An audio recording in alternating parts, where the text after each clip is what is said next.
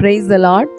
நாள் 302 அக்டோபர் 29ஆம் தேதிக்கான வேத பகுதி லூக்கா 10ஆம் அதிகாரம் முதல் 13ஆம் அதிகாரம் வரை. 10ஆம் அதிகாரம். இவைகளுக்கு பின்பு கர்த்தர் வேறே 70 பேரை நியமித்து தாம் போகும் சகல பட்டணங்களுக்கும் இடங்களுக்கும் அவர்களை தமக்கு முன்னே 2 பேராக அனுப்பினார். அப்பொழுது அவர் அவர்களை நோக்கி, அறுப்பு மிகுதி, வேலையாட்களோ கொஞ்சம். ஆகையால் அறுப்புக்கு எஜமான் தமது அறுப்புக்கு வேலையாட்களை அனுப்பும்படி அவரை வேண்டிக் கொள்ளுங்கள். புறப்பட்டு போங்கள். ஆட்டுக்குட்டிகளை ஓநாய்களுக்குள்ளே அனுப்புகிறது போல இதோ நான் உங்களை அனுப்புகிறேன். பணப்பையையும் சாமான் பையையும் பாதரட்சிகளையும் கொண்டு போக வேண்டாம். வழியிலே ஒருவரையும் வினவவும் வேண்டாம். ஒரு வீட்டில் பிரவேசிக்கிற போது இந்த வீட்டுக்கு சமாதானம் உண்டாவதாகவென்று முதலாவது சொல்லுங்கள். சமாதான பாத்திரன் அங்கே இருந்தால் நீங்கள் கூறின சமாதானம் அவனிடத்தில் தங்கும். இல்லாதிருந்தால் அது உங்களிடத்திற்கு திரும்பி வரும். அந்த வீட்டிலே தானே நீங்கள் தங்கியிருந்து அவர்கள் கொடுக்கிறவைகளை புசித்து குடியுங்கள். வேலையாள் தன் கூலிக்கு பாத்திரனாயிருக்கிறான். வீட்டுக்கு வீடு போகாதிருங்கள். ஒரு பட்டணத்தில் நீங்கள் பிரவேசிக்கிற பொழுது ஜனங்கள் உங்களை ஏற்றுக்கொண்டால் அவர்கள் உங்கள் முன் வைக்கிறவைகளை நீங்கள் புசித்து அவ்விடத்திலுள்ள பிணியாளிகளை சொஸ்தமாக்கி தேவனுடைய ராஜ்யம் உங்களுக்கு சமீபமாய் வந்திருக்கிறது என்று அவர்களுக்கு சொல்லுங்கள். யாதொரு பட்டணத்தில் நீங்கள் பிரவேசிக்கிற பொழுது ஜனங்கள் உங்களை ஏற்றுக்கொள்ளாவிட்டால் அதன் வீதிகளிலே நீங்கள் போய், எங்களில் ஒட்டின உங்கள் பட்டணத்தின் தூசியையும் உங்களுக்கு விரோதமாய் துடைத்து போடுகிறோம். ஆயினும் தேவனுடைய ராஜ்யம் உங்களுக்கு சமீபமாய் வந்திருக்கிறதென்பதை அறிந்து கொள்வீர்களாக என்று சொல்லுங்கள். அந்த பட்டணத்திற்கு நேரிடுவதை பார்க்கிலும் அந்த நாளிலே சோதோம் நாட்டிற்கு நேரிடுவது லெகுவாய் இருக்கும் என்று உங்களுக்கு சொல்லுகிறேன். கோராசின் பட்டணமே உனக்கு ஐயோ! பெத்சாயிதா பட்டணமே உனக்கு ஐயோ! உங்களில் செய்யப்பட்ட பலத்த செய்கைகள் தீருவிலும் சீதோனிலும் செய்யப்பட்டிருந்ததானால் அப்பொழுதே ரெட்டுடுத்தி சாம்பலில் உட்கார்ந்து மனம் திரும்பி இருப்பார்கள். நியாய தீர்ப்பு நாளில் உங்களுக்கு நேரிடுவதை பார்க்கிலும் தீருவுக்கும் சீதோனுக்கும் நேரிடுவது லெகுவாயிருக்கும். வான பரியந்தம் உயர்த்தப்பட்ட கப்பர் நகூமே, நீ பாதாள பரியந்தம் தாழ்த்தப்படுவாய் என்று சொல்லி ஷீஷரை நோக்கி, உங்களுக்கு செவி கொடுக்கிறவன் எனக்கு செவி கொடுக்கிறான். உங்களை அசட்டை பண்ணுகிறவன் என்னை அசட்டை பண்ணுகிறான். என்னை அசட்டை பண்ணுகிறவன் என்னை அனுப்பினவரை அசட்டை பண்ணுகிறான் என்றார். பின்பு அந்த 70 பேரும் சந்தோஷத்தோட திரும்பி வந்து, ஆண்டவரே, உம்முடைய நாமத்தினாலே பிசாசுகளும் எங்களுக்கு கீழ்ப்படுகிறது என்றார்கள். அவர்களை அவர் நோக்கி, சாத்தான் மின்னலை போல வானத்திலிருந்து விழுகிறதை கண்டேன். இதோ சர்ப்பங்களையும் தேள்களையும் மிதிக்கவும் சத்துருவினுடைய சகல வல்லமையையும் மேற்கொள்ளவும் உங்களுக்கு அதிகாரம் கொடுக்கிறேன். ஒன்றும் உங்களை சேதப்படுத்த மாட்டாது. ஆகிலும் ஆவிகள் உங்களுக்கு கீழ்ப்படுகிறதற்காக நீங்கள் சந்தோஷப்படாமல் உங்கள் நாமங்கள் பரலோகத்தில் எழுதியிருக்கிறதற்காக சந்தோஷப்படுங்கள் என்றார். அந்த வேளையில் இயேசு ஆவியிலே களி கூர்ந்து, பிதாவே, வானத்துக்கும் பூமிக்கும் ஆண்டவரே, இவைகளை நீர் ஞானிகளுக்கும் கல்விமான்களுக்கும் மறைத்து பாலகருக்கு வெளிப்படுத்தினபடியால் உம்மை ஸ்தோத்தரிக்கிறேன். ஆம் பிதாவே, இப்படி செய்வது உம்முடைய திருவுளத்துக்கு பிரியமாய் இருந்தது. சகலமும் என் பிதாவினால் எனக்கு ஒப்பு கொடுக்கப்பட்டிருக்கிறது. பிதா தவிர வேறொருவனும் குமாரன் இன்னார் என்று அறியான். குமாரன் அவரை எவனுக்கு வெளிப்படுத்த சித்தமாய் இருக்கிறாரோ அவனும் தவிர வேறொருவனும் பிதா இன்னார் என்று அறியான் என்றார். பின்பு தமது சீஷரிடத்தில் திரும்பி தனித்து அவர்களை நோக்கி, நீங்கள் காண்கிறவைகளை காணும் கண்கள் பாக்கியம் உள்ளவைகள். அநேக தீர்க்கதரிசிகளும் ராஜாக்களும் நீங்கள் காண்கிறவைகளை காணவும் நீங்கள் கேட்கிறவைகளை கேட்கவும் விரும்பியும் காணாமலும் கேளாமலும் போனார்கள் என்று உங்களுக்கு சொல்லுகிறேன் என்றார். அப்பொழுது நியாயசாஸ்திரி ஒருவன் எழுந்திருந்து அவரை சோதிக்கும்படி, போதகரே, நித்திய ஜீவனை சுதந்திரித்துக் கொள்ளும்படிக்கு நான் என்ன செய்ய வேண்டும் என்று கேட்டான். அதற்கு அவர், நியாயப்பிரமாணத்தில் என்ன எழுதியிருக்கிறது? நீ வாசித்திருக்கிறது என்ன என்றார். அவன் பிரதியுத்தரமாக, உன் தேவனாகிய கர்த்தரிடத்தில் உன் முழு இருதயத்தோடும் உன் முழு ஆத்துமாவோடும் உன் முழு பலத்தோடும் உன் முழு சிந்தையோடும் அன்பு கூர்ந்து உன்னிடத்தில் அன்பு கூறுவது போல பிறனிடத்திலும் அன்பு கூறுவாயாக என்று எழுதியிருக்கிறது என்றான். அவர் அவனை நோக்கி, நிதானமாய் உத்தரவு சொன்னாய், அப்படியே செய், அப்பொழுது பிழைப்பாய் என்றார். அவன் தன்னை நீதிமான் என்று காண்பிக்க மனதாய் இயேசுவை நோக்கி, எனக்கு பிறன் யார் என்று கேட்டான். இயேசு பிரதியுத்தரமாக, ஒரு மனுஷன் எருசலேமிலிருந்து எரிகோவுக்கு போகையில் கள்ளர் கையில் அகப்பட்டான். அவர்கள் அவன் வஸ்திரங்களை உரிந்து கொண்டு அவனை காயப்படுத்தி குற்றுயிராக விட்டு போனார்கள். அப்பொழுது தற்செயலாய் ஒரு ஆசாரியன் அந்த வழியை வந்து அவனை கண்டு பக்கமாய் விலகி போனான். அந்தபடியே ஒரு லேவியனும் அந்த இடத்துக்கு வந்து அவனை கண்டு பக்கமாய் விலகி போனான். பின்பு சமாரியன் ஒருவன் பிரயாணமாய் வருகையில் அவனை கண்டு மனதுருகி கிட்ட வந்து அவனுடைய காயங்களில் எண்ணெயும் திராட்சரசமும் வார்த்து காயங்களை கட்டி அவனை தன் சுய வாகனத்தின் மேல் ஏற்றி சத்திரத்துக்கு கொண்டு போய் அவனை பராமரித்தான்.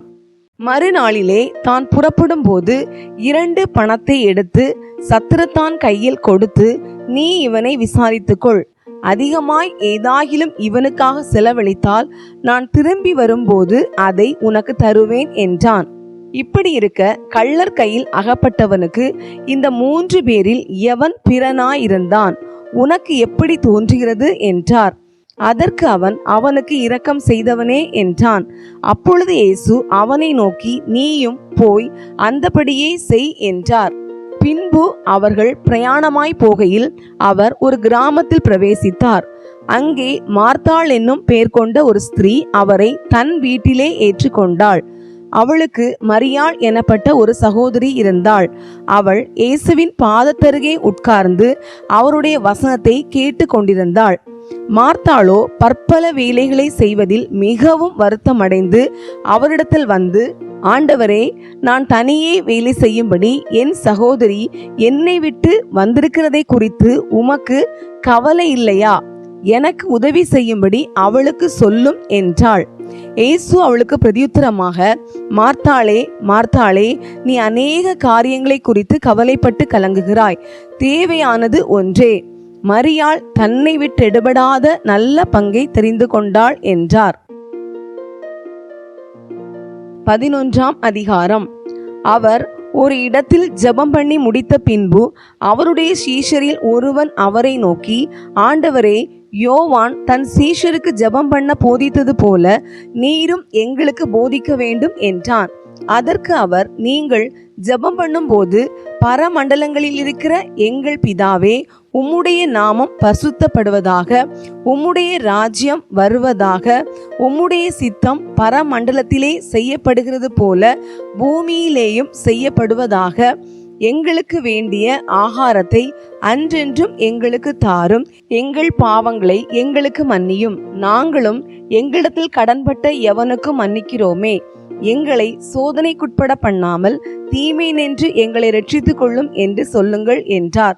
பின்னும் அவர் அவர்களை நோக்கி, உங்களில் ஒருவன் தனக்கு சிநேகிதனாய் இருக்கிறிடத்தில் பாதி ராத்திரியிலே போய், சிநேகிதனே, என் சிநேகிதன் ஒருவன் வழி பிரயாணமாய் என்னிடத்தில் வந்திருக்கிறான், அவன் முன் வைக்கிறதற்கு என்னிடத்தில் ஒன்றும் இல்லை, நீ 3 அப்பங்களை எனக்கு கடனாக தர வேண்டும் என்று கேட்டுக்கொண்டான். வீட்டுக்குள் இருக்கிறவன் பிரதியுத்தரமாக, என்னை தொந்தரவு செய்யாதே, கதவு பூட்டியாயிற்று, என் பிள்ளைகள் என்னோடே கூட படுத்திருக்கிறார்கள், நான் எழுந்திருந்து உனக்கு தரக்கூடாது என்று சொன்னான். பின்பு தனக்கு அவன் சிநேகிதனாய் இருக்கிறது நிமித்தம் எழுந்து அவனுக்கு கொடாவிட்டாலும் தன்னிடத்தில் அவன் வருந்தி கேட்கிறது நிமித்தமாவது எழுந்திருந்து அவனுக்கு தேவையானதை கொடுப்பான் என்று உங்களுக்கு சொல்லுகிறேன். மேலும் நான் உங்களுக்கு சொல்லுகிறதாவது, கேளுங்கள், அப்பொழுது உங்களுக்கு கொடுக்கப்படும், தேடுங்கள், அப்பொழுது கண்டடைவீர்கள், தட்டுங்கள், அப்பொழுது உங்களுக்கு திறக்கப்படும். ஏனென்றால் கேட்கிறவன் எவனும் பெற்றுக்கொள்கிறான், தேடுகிறவன் கண்டடைகிறான், தட்டுகிறவனுக்கு திறக்கப்படும். உங்களில் தகப்பனாயிருக்கிற ஒருவனிடத்தில் மகன் அப்பம் கேட்டால் அவனுக்கு கல்லை கொடுப்பானா? மீனை கேட்டால் மீனுக்கு பதிலாய் பாம்பை கொடுப்பானா? அல்லது முட்டையை கேட்டால் அவனுக்கு தேளை கொடுப்பானா? பொல்லாதவர்களாகிய நீங்கள் உங்கள் பிள்ளைகளுக்கு நல்ல ஈவுகளை கொடுக்க அறிந்திருக்கும் போது பரம பிதாவானவர் தம்மிடத்தில் வேண்டிக் கொள்கிறவர்களுக்கு பரிசுத்த ஆவியை கொடுப்பது அதிக நிச்சயம் அல்லவா என்றார். பின்பு அவர் ஊமையாயிருந்த ஒரு பிசாசை துரத்தினார். பிசாசு புறப்பட்டு போன பின்பு ஊமையன் பேசினான். ஜனங்கள் ஆச்சரியப்பட்டார்கள். அவர்களில் சிலர், இவன் பிசாசுகளின் தலைவனாகிய பெயல்செபூலை கொண்டு பிசாசுகளை துரத்துகிறான் என்றார்கள். வேறு சிலர் அவரை சோதிக்கும்படி வானத்திலிருந்து ஒரு அடையாளத்தை காட்ட வேண்டும் என்று அவரிடத்தில் கேட்டார்கள். அவர்களுடைய சிந்தனைகளை அவர் அறிந்து அவர்களை நோக்கி, தனக்குத்தானே விரோதமாய் பிரிந்திருக்கிற எந்த ராஜ்யமும் பாழாய்ப்போம், தனக்குத்தானே விரோதமாய் பிரிந்திருக்கிற எந்த வீடும் விழுந்து போம். சாத்தானும் தனக்குத்தானே விரோதமாய் பிரிந்திருந்தால் அவன் ராஜ்யம் எப்படி நிலை நிற்கும்? இப்படி இருக்க பெயல்செபூலை கொண்டு நான் பிசாசுகளை துரத்துகிறேன் என்கிறீர்களே. நான் பெயல்செபூலினாலே பிசாசுகளை துரத்தினால் உங்கள் பிள்ளைகள் அவைகளை யாராலே துரத்துகிறார்கள்? ஆகையால் அவர்களே உங்களை நியாயந்தீர்க்கிறவர்களாய் இருப்பார்கள். நான் தேவனுடைய விரலினாலே பிசாசுகளை துரத்துகிறபடியால் தேவனுடைய ராஜ்யம் உங்களிடத்தில் வந்திருக்கிறதே. ஆயுதம் தரித்த பலவான் தன் அரமனையை காக்கிற போது அவனுடைய பொருள் பத்திரப்பட்டிருக்கும்.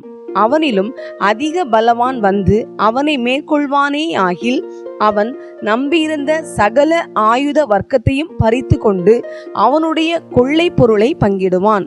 என்னோடே இராதவன் எனக்கு விரோதியாய் இருக்கிறான், என்னோடே சேர்க்காதவன் சிதறடிக்கிறான்.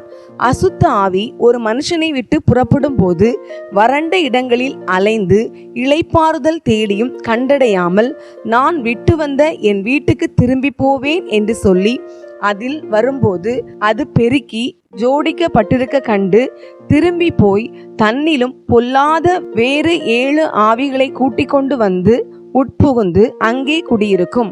அப்பொழுது அந்த மனுஷனுடைய முன்னிலைமையிலும் அவன் பின்னிலைமை அதிக கேடுள்ளதா இருக்கும் என்றார். அவர் இவைகளை சொல்லுகையில் ஜனக்கூட்டத்தில் இருந்த ஒரு ஸ்திரீ அவரை நோக்கி, உம்மை சுமந்த கர்ப்பமும் நீர் பாலுண்ட முலைகளும் பாக்கியமுள்ளவைகள் என்று சத்தமிட்டு சொன்னாள். அதற்கு அவர், அப்படியானாலும் தேவனுடைய வார்த்தையை கேட்டு அதை காத்து கொள்கிறவர்களே அதிக பாக்கியவான்கள் என்றார். ஜனங்கள் திரளாய் கூடி வந்திருக்கிற பொழுது அவர், இந்த சந்ததியார் பொல்லாதவர்களாய் இருக்கிறார்கள், அடையாளத்தை தேடுகிறார்கள். ஆனாலும் யோனா தீர்க்கதரிசியின் அடையாளமே அன்றி வேறே அடையாளம் இவர்களுக்கு கொடுக்கப்படுவதில்லை. யோனா நினிவே பட்டணத்தாருக்கு அடையாளமாய் இருந்தது போல மனுஷகுமாரனும் இந்த சந்ததிக்கு அடையாளமாய் இருப்பார். தென் தேசத்து ராஜஸ்திரீ சாலமோனுடைய ஞானத்தை கேட்க பூமியின் எல்லைகளிலிருந்து வந்தாள். இதோ சாலமோனிலும் பெரியவர் இங்கே இருக்கிறார். ஆதலால் நியாய தீர்ப்பு நாளிலே அந்த ராஜஸ்திரீ இந்த சந்ததியாரோடு எழுந்து நின்று இவர்கள் மேல் குற்றம் சுமத்துவாள். யோனாவின் பிரசங்கத்தை கேட்டு நினிவே பட்டணத்தார் மனம் திரும்பினார்கள். இதோ யோனாவிலும் பெரியவர் இங்கே இருக்கிறார். ஆதலால் நியாய தீர்ப்பு நாளிலே நினிவே பட்டணத்தார் இந்த சந்ததியாரோடு எழுந்து நின்று இவர்கள் மேல் குற்றம் சுமத்துவார்கள். ஒருவனும் விளக்கை கொளுத்தி மறைவிடத்திலாவது மரக்காலின் கீழேயாவது வைக்காமல் உள்ளே வருகிறவர்கள் வெளிச்சம் காணும்படி அதை விளக்கு தண்டின் மேல் வைப்பான். கண்ணானது சரீரத்தின் விளக்காய் இருக்கிறது. உன் கண் தெளிவாயிருந்தால் உன் சரீரம் முழுவதும் வெளிச்சமாய் இருக்கும். உன் கண் கெட்டதாய் இருந்தால் உன் சரீரம் முழுவதும் இருளாய் இருக்கும். ஆகையால் உன்னிலுள்ள வெளிச்சம் இருளாகாதபடிக்கு எச்சரிக்கையாயிரு. உன் சரீரம் ஒரு புறத்திலும் இருளடைந்திராமல் முழுவதும் வெளிச்சமாயிருந்தால் ஒரு விளக்கு தன் பிரகாசத்தினாலே உனக்கு வெளிச்சம் கொடுக்கிறது போல உன் சரீரம் முழுவதும் வெளிச்சமாயிருக்கும் என்றார். அவர் இப்படி பேசி கொண்டிருக்கையில் பரிசேயன் ஒருவன் தன்னுடனே கூட அவர் பகற்போஜனம் பண்ண வேண்டும் என்று அவரை வேண்டிக் கொண்டான். அவர் போய் பந்தியிருந்தார். அவர் போஜனம் பண்ணுகிறதற்கு முன் கை கழுவாமல் இருந்ததை பரிசேயன் கண்டு ஆச்சரியப்பட்டான். கர்த்தர் அவனை நோக்கி, பரிசேயராகிய நீங்கள் போஜன பான பாத்திரங்களின் வெளிப்புறத்தை சுத்தமாக்குகிறீர்கள், உங்கள் உள்ளமோ கொள்ளையினாலும் பொல்லாப்பினாலும் நிறைந்திருக்கிறது. மதிகேடரே, வெளிப்புறத்தை உண்டாக்கினவர் உட்புறத்தையும் உண்டாக்கவில்லையோ? உங்களுக்கு உண்டானவைகளில் பிச்சை கொடுங்கள், அப்பொழுது சகலமும் உங்களுக்கு சுத்தமாயிருக்கும். பரிசேயரே, உங்களுக்கு ஐயோ! நீங்கள் ஒத்தலாம் மறிக்கொழுந்து முதலிய சகலவித பூண்டுகளிலும் தசமபாகம் கொடுத்து நியாயத்தையும் தேவ அன்பையும் விட்டு விடுகிறீர்கள். இவைகளையும் செய்ய வேண்டும், அவைகளையும் விடாதிருக்க வேண்டுமே. பரிசேயரே, உங்களுக்கு ஐயோ! ஜெப ஆலயங்களில் முதன்மையான ஆசனங்களையும் சந்தைகளில் வந்தனங்களையும் விரும்புகிறீர்கள். மாயக்காரராகிய வேத பாரகரே, பரிசேயரே, உங்களுக்கு ஐயோ! மறைந்திருக்கிற பிரேத குழிகளைப் போல் இருக்கிறீர்கள். அவைகள் மேல் நடக்கிற மனுஷருக்கு அவைகள் தெரியாதிருக்கிறது என்றார். அப்பொழுது நியாயசாஸ்திரிகளில் ஒருவன் அவரை நோக்கி, போதகரே, நீர் இப்படி சொல்லுகிறதினால் எங்களையும் நிந்திக்கிறீரே என்றான். அதற்கு அவர், நியாயசாஸ்திரிகளே, உங்களுக்கு ஐயோ! சுமக்க அரிதான சுமைகளை மனுஷர் மேல் சுமத்துகிறீர்கள். நீங்களோ உங்கள் விரல்களில் ஒன்றினாலும் அந்த சுமைகளை தொடவும் மாட்டீர்கள். உங்களுக்கு ஐயோ! உங்கள் பிதாக்கள் கொலை செய்த தீர்க்கதரிசிகளுக்கு கல்லறைகளை கட்டுகிறீர்கள். ஆகையால் உங்கள் பிதாக்களுடைய கிரியைகளுக்கு நீங்களும் உடன்பட்டவர்கள் என்று சாட்சியிடுகிறீர்கள். எப்படி என்றால், உங்கள் பிதாக்கள் அவர்களை கொலை செய்தார்கள், நீங்களோ அவர்களுக்கு கல்லறைகளை கட்டுகிறீர்கள். ஆதலால் தேவ ஞானமானது, நான் தீர்க்கதரிசிகளையும் அப்போஸ்தலர்களையும் அவர்களிடத்தில் அனுப்புவேன். அவர்களில் சிலரை கொலை செய்து சிலரை துன்பப்படுத்துவார்கள். ஆபேலின் இரத்தம் முதல் பலிபீடத்துக்கும் தேவாலயத்துக்கும் நடுவே கொலையுண்ட சகரியாவின் இரத்தம் வரைக்கும் உலக தோற்றம் முதற்கொண்டு சிந்தப்பட்ட சகல தீர்க்கதரிசிகளுடைய இரத்த பலியும் இந்த சந்ததியினிடத்தில் கேட்கப்படத்தக்கதாக அப்படி செய்வார்கள் என்று சொல்லுகிறது. நிச்சயமாகவே இந்த சந்ததியினிடத்தில் அது கேட்கப்படும் என்று உங்களுக்கு சொல்லுகிறேன். நியாய சாஸ்திரிகளே, உங்களுக்கு ஐயோ! அறிவாகிய திறவுகோலை எடுத்துக்கொண்டீர்கள். நீங்களும் உட்பிரவேசிக்கிறதில்லை, உட்பிரவேசிக்கிறவர்களையும் தடை பண்ணுகிறீர்கள் என்றார். இவைகளை அவர்களுக்கு அவர் சொல்லுகையில் வேத பாரகரும் பரிசேயரும் அவர் மேல் குற்றஞ்சாட்டும் பொருட்டு அவர் வாய்மொழியில் ஏதாகிலும் பிழை கண்டுபிடிக்க வேண்டும் என்று உபாயம் பண்ணி அவரை மிகவும் நெருக்கவும் அநேக காரியங்களை குறித்து பேசும்படி அவரை ஏவவும் தொடங்கினார்கள். 12ஆம் அதிகாரம். அத்தருணத்திலே அநேகமாயிரம் ஜனங்கள் ஒருவரையொருவர் மிதிக்கத்தக்கதாக கூடி வந்திருக்கையில் அவர் முதலாவது தம்முடைய சீஷரை நோக்கி, நீங்கள் மாயமாகிய பரிசேயருடைய புளித்தமாவை குறித்து எச்சரிக்கையாயிருங்கள். வெளியாக்கப்படாத மறைபொருளும் இல்லை, அறியப்படாத இரகசியமும் இல்லை. ஆதலால் நீங்கள் இருளிலே பேசினது எதுவோ அது வெளிச்சத்திலே கேட்கப்படும்.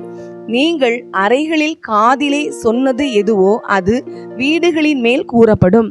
என் சிநேகிதராகிய உங்களுக்கு நான் சொல்லுகிறேன், சரீரத்தை கொலை செய்து அதன் பின்பு அதிகமாக ஒன்றும் செய்ய திராணி இல்லாதவர்களுக்கு பயப்படாதிருங்கள். நீங்கள் இன்னாருக்கு பயப்பட வேண்டும் என்று உங்களுக்கு காண்பிக்கிறேன். கொலை செய்த பின்பு நரகத்திலே தள்ள வல்லமை உள்ளவருக்கு பயப்படுங்கள். ஆம், அவருக்கே பயப்படுங்கள் என்று உங்களுக்கு சொல்லுகிறேன். 2 காசுக்கு 5 அடைக்கலான் குருவிகளை விற்கிறார்கள் அல்லவா? அவைகளில் ஒன்றாகிலும் தேவனால் மறக்கப்படுகிறதில்லை. உங்கள் தலையிலுள்ள மயிரெல்லாம் எண்ணப்பட்டிருக்கிறது. ஆகையால் பயப்படாதிருங்கள். அநேகம் அடைக்கலான் குருவிகளை பார்க்கிலும் நீங்கள் விசேஷித்தவர்களாய் இருக்கிறீர்கள். அன்றியும் நான் உங்களுக்கு சொல்லுகிறேன், மனுஷர் முன்பாக என்னை அறிக்கை பண்ணுகிறவன் எவனோ அவனை மனுஷகுமாரனும் தேவ தூதர் முன்பாக அறிக்கை பண்ணுவார். மனுஷர் முன்பாக என்னை மறுதலிக்கிறவன் தேவதூதர் முன்பாக மறுதலிக்கப்படுவான். எவனாகிலும் மனுஷகுமாரனுக்கு விரோதமான விசேஷத்தை சொன்னால் அது அவனுக்கு மன்னிக்கப்படும். பரிசுத்த ஆவிக்கு விரோதமாய் தூஷணம் சொல்லுகிறவனுக்கோ மன்னிக்கப்படுவதில்லை. அன்றியும் ஜெப ஆலய தலைவர்களுக்கும் துரைத்தனத்தார்களுக்கும் அதிகாரம் உள்ளவர்களுக்கும் முன்பாக உங்களை கொண்டு போய் விடும்போது எப்படி எண்ணத்தை மாறுத்தரமாக சொல்லுவோம் என்றும் எதை பேசுவோம் என்றும் கவலைப்படாதிருங்கள். நீங்கள் பேச வேண்டியவைகளை பரிசுத்த ஆவியானவர் அந்நேரத்திலே உங்களுக்கு போதிப்பார் என்றார். அப்பொழுது ஜனக்கூட்டத்தில் ஒருவன் அவரை நோக்கி, போதகரே, ஆஸ்தியை பாகம் பிரித்து என் வீதத்தை எனக்கு தரும்படி என் சகோதரனுக்கு கட்டளையிட வேண்டும் என்று கேட்டுக்கொண்டான். அதற்கு அவர், மனுஷனே, என்னை உங்களுக்கு நியாயாதிபதியாகவும் பங்கிடுகிறவனாகவும் வைத்தவன் யார் என்றார். பின்பு அவர் அவர்களை நோக்கி, பொருளாசையை குறித்து எச்சரிக்கையாயிருங்கள். ஏனெனில் ஒருவனுக்கு எவ்வளவு திரளான ஆஸ்தி இருந்தாலும் அது அவனுக்கு ஜீவன் அல்ல என்றார். அல்லாமலும் ஒரு உவமையை அவர்களுக்கு சொன்னார். ஐஸ்வர்யமுள்ள ஒருவனுடைய நிலம் நன்றாய் விளைந்தது. அப்பொழுது அவன், நான் என்ன செய்வேன்? என் தானியங்களை சேர்த்து வைக்கிறதற்கு இடமில்லையே. நான் ஒன்று செய்வேன், என் களஞ்சியங்களை இடித்து பெரிதாக கட்டி எனக்கு விளைந்த தானியத்தையும் என் பொருள்களையும் அங்கே சேர்த்து வைத்து, பின்பு, ஆத்துமாவே, உனக்காக அநேக வருஷங்களுக்கு அநேக பொருட்கள் சேர்த்து வைக்கப்பட்டிருக்கிறது. நீ இளைப்பாரி புசித்து குடித்து பூரிப்பாயிரு என்று என் ஆத்துமாவோடே சொல்லுவேன் என்று தனக்குள்ளே சிந்தித்து சொல்லிக் கொண்டான். தேவனோ அவனை நோக்கி, மதிகேடனே, உன் ஆத்துமா உன்னிடத்திலிருந்து இந்த ராத்திரியிலே எடுத்துக்கொள்ளப்படும். அப்பொழுது நீ சேகரித்தவைகள் யாருடையதாகும் என்றார். தேவனிடத்தில் ஐஸ்வர்யவானாயிராமல் தனக்காகவே பொக்கிஷங்களை சேர்த்து வைக்கிறவன் இப்படியே இருக்கிறான் என்றார். பின்னும் அவர் தம்முடைய சீஷரை நோக்கி, இப்படி இருக்கிறபடியினால் எண்ணத்தை உண்போம் என்று உங்கள் ஜீவனுக்காகவும் எண்ணத்தை உடுப்போம் என்று உங்கள் சரீரத்திற்காகவும் கவலைப்படாதிருங்கள் என்று உங்களுக்கு சொல்கிறேன். ஆகாரத்தை பார்க்கிலும் ஜீவனும் உடையை பார்க்கிலும் சரீரமும் விசேஷித்தவைகளாய் இருக்கிறது. காகங்களை கவனித்து பாருங்கள். அவைகள் விதைக்கிறதும் இல்லை, அறுக்கிறதும் இல்லை. அவைகளுக்கு பண்டசாலையும் இல்லை, களஞ்சியமும் இல்லை. இல்லாவிட்டாலும் அவைகளையும் தேவன் பிழைப்பூட்டுகிறார். பறவைகளை பார்க்கிலும் நீங்கள் எவ்வளவோ விசேஷித்தவர்களாய் இருக்கிறீர்கள். கவலைப்படுகிறதினால் உங்களில் எவன் தன் சரீர அளவோடு ஒரு முழத்தை கூட்டுவான்? மிகவும் அற்பமான காரியம் முதலாய் உங்களால் செய்யக்கூடாதிருக்க மற்றவைகளுக்காக நீங்கள் கவலைப்படுகிறதென்ன?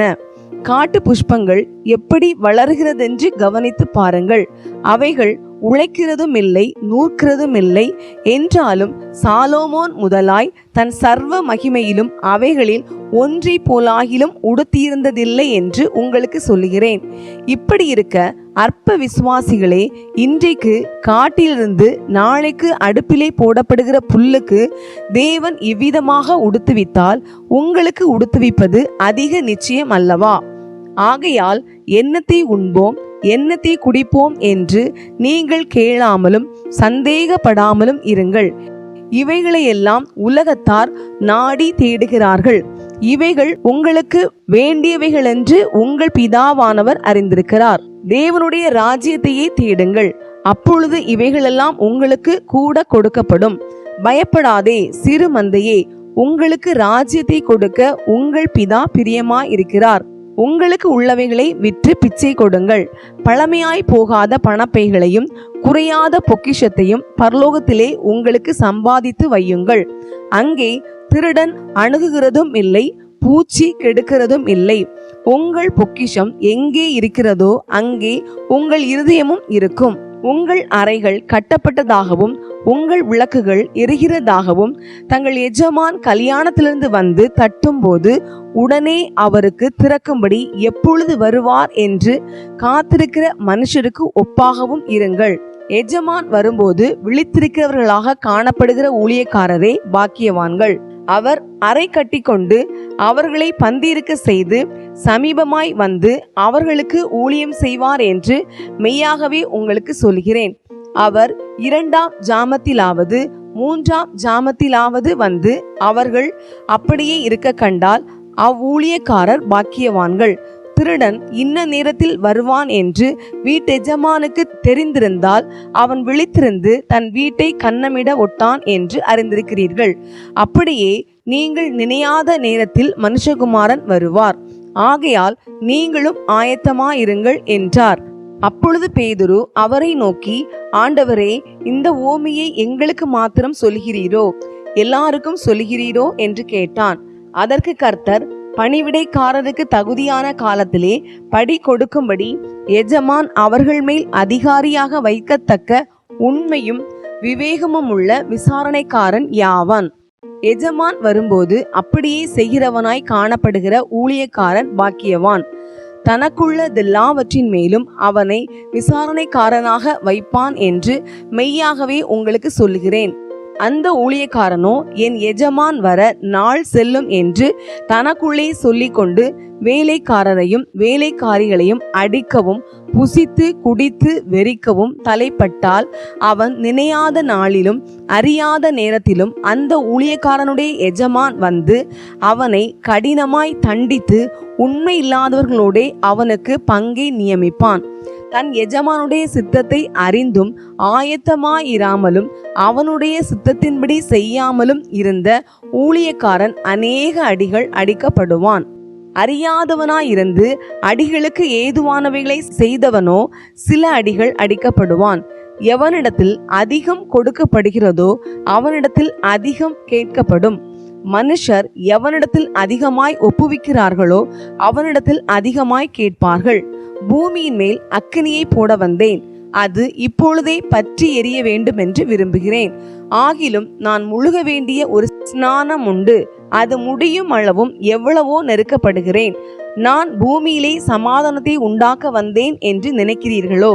சமாதானத்தை அல்ல, பிரிவினையே உண்டாக்க வந்தேன் என்று உங்களுக்கு சொல்லுகிறேன். எப்படியெனில் இது முதல் ஒரே வீட்டிலே 5 பேர் பிரிந்திருப்பார்கள். 2 பேருக்கு விரோதமாய் 3 பேரும், 3 பேருக்கு விரோதமாய் 2 பேரும் பிரிந்திருப்பார்கள். தகப்பன் மகனுக்கும், மகன் தகப்பனுக்கும், தாய் மகளுக்கும், மகள் தாய்க்கும், மாமி மருமகளுக்கும், மருமகள் மாமிக்கும் விரோதமாய் பிரிந்திருப்பார்கள் என்றார். பின்பு அவர் ஜனங்களை நோக்கி, மேற்கே மேகம் எழும்புகிறதை நீங்கள் காணும்போது மழை வரும் என்று சொல்லுகிறீர்கள், அந்தபடியும் ஆகும்.